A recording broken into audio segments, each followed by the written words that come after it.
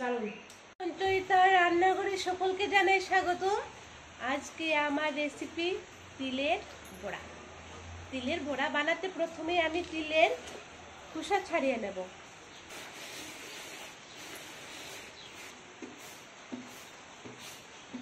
তিলের খোসা ছাড়িয়েছি, কিন্তু মাটি থাকতে পারে, এর জন্য ধুয়ে নেব।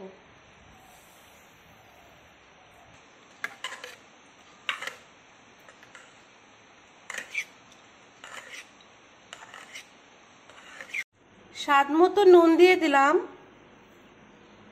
কাঁচা লঙ্কা দিয়ে দিলাম। এবার পেস্ট করে নেব।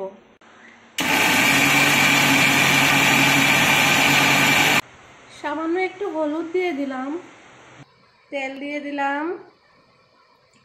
খুব বেশি দিতে হবে না। ছোট ছোট করে দিয়ে দেব।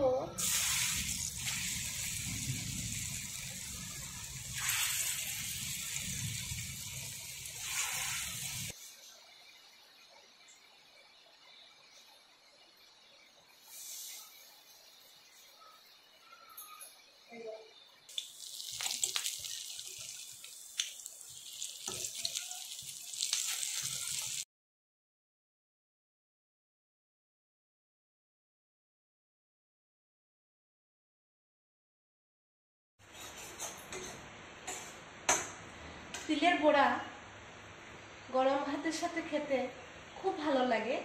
আর তিলের বড়া অনেক উপকার আছে, বিশেষ করে এই গরমের দিনে তিলের বড়া খেলে মাথা, মগজ, পেট সব কিছু ঠান্ডা হয়।